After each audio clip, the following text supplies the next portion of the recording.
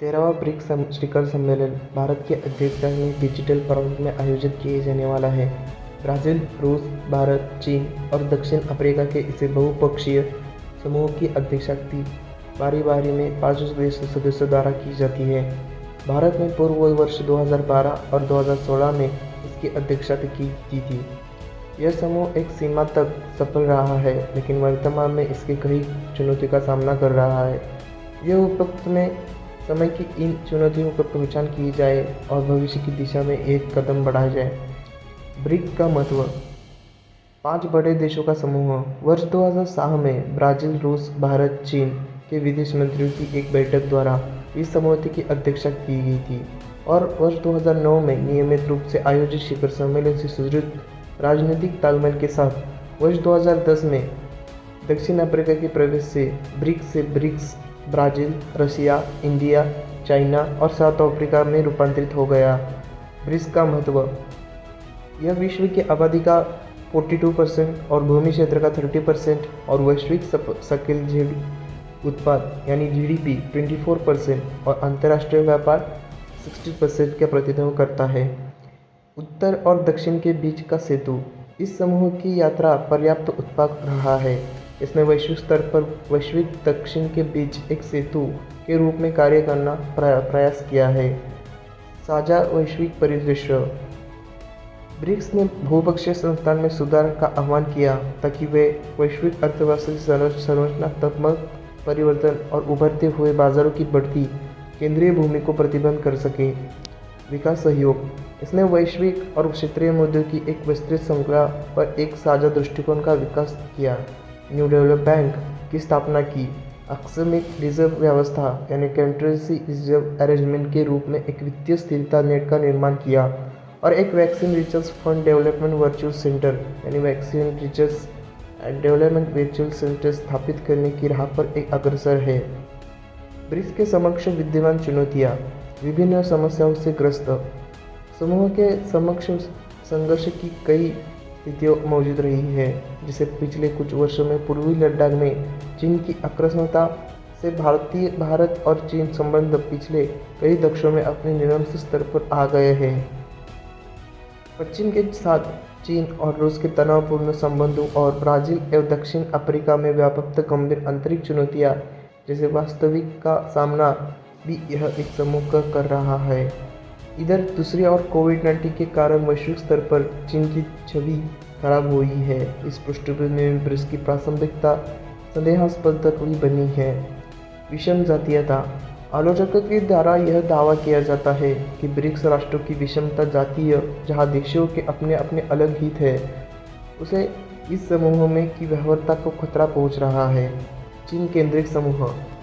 BRICS समूह के सभी देश चीन के साथ एक दूसरे की तुलना में अधिक व्यापार करते हैं, इसलिए इसे चीन के हित को बढ़ावा देने के लिए एक मंच के रूप में दोषी ठहराया गया है। चीन के साथ व्यापार घाटी का संतुलित करना अन्य साझेदार देशों के लिए बड़ी चुनौती है। शासन के लिए वैश्विक मॉडल। वैश्विक मंदी, व्यापार, युद्ध और संरक्षणवाद के बीच ब्रिक्स के लिए एक प्रमुख चुनौती शासन के बाद एक नए वैश्विक मॉडल का एक विकास करना है, जो एक ध्रुवीय नहीं हो बल्कि एक समावेशी और संरचनात्मक हो। लक्ष्य यह होना चाहिए कि प्रकट हो और रहे वैश्वीकरण के नकारात्मक परिदृश्यों से बचाया जाए और विश्व की एक वित्तीय तथा आर्थिक सातत्य को विस्तृत किए जाने पर तोड़े बिना वैश्विक उभरती अर्थव्यवस्था का एक जटिल विलय शुरू किया जाए। घटती प्रभाविकता। 5 शक्तियों का यह गठबंधन सफल रहा है, लेकिन एक सीमा तक ही। चीन के एक आर्थिक विकास ने ब्रिक्स के अंदर एक गंभीर असंतुलन पैदा कर दिया है। इसके अलावा समूह ने वैश्विक दक्षिण की सहायता के लिए पर्याप्त प्रयास नहीं किया ताकि अपने एजेंडे के लिए उनका इष्टतम समर्थन हासिल कर सके। ब्रिक्स की प्राथमिकता। बहुपक्षीयता का निर्माण। पहली प्राथमिकता यह हो कि संयुक्त राष्ट्र, विश्व बैंक और अंतर्राष्ट्रीय मुद्रा कोष से लेकर विश्व व्यापार संगठन और यहाँ तक कि विश्व स्वास्थ्य संगठन एक बहुपक्षीय संस्थाओं में सुधार आगे बढ़ाया जाए। यह कोई नया लक्ष्य नहीं है। ब्रिक्स को कोई इस दिशा में अब बहुत कम असफलता रही है। हालांकि बहुपक्षीयता को सुदृढ़ करना एक सशक्त बंधन है साथ साथ एक प्रकाश स्तंभ के रूप में भी कार्य करेगा।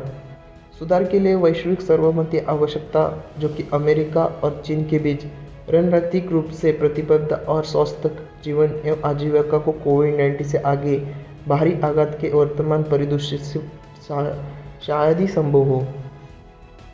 आतंकवाद का मुकाबला करने के लिए संकल्प। आतंकवाद एक अंतर्राष्ट्रीय परिघटना है जो यूरोप, अफ्रीका, एशिया और विश्व के अन्य हिस्सों में प्रभावित करता है। अफगानिस्तान के मामले में कुदरत घटना की कड़ी इस व्यापक विषय पर तीव्रता ध्यान केंद्रित करती है और महज बयानबाजी और वास्तविक कार्रवाई के बीच की खाई को पाटने की आवश्यकता पर बल दिया गया है। इस संदर्भ में ब्रिक्स आतंकवादी रोधी कार्य योजना के निर्माण के साथ अपनी आतंकवादी रोधी राजनीति को व्यावहारिक आकार देने का प्रयास कर रहा है। अपेक्षा है कि योजना आगामी शिखर सम्मेलन की एक प्रमुख उपलब्धि होगी और उस स्थिति में कुछ परिवर्तन ला सकेगी। सतत विकास लक्ष्यों के लिए प्रौद्योगिकी और डिजिटल समाधानों को बढ़ावा देना। डिजिटल साधनों ने कोविड-19 महामारी के पूरी तरह से प्रभावित विश्व की मदद की और भारत शासन में सुधार के लिए प्रौद्योगिकी साधनों का उपयोग किया। लोगों के बीच परस्पर सहयोग का विस्तार। यद्यपि लोग के बीच परस्पर सहयोग के विस्तार के लिए अभी अंतर्राष्ट्रीय यात्रा के पुनर्द्वार की प्रतीक्षा करनी होगी।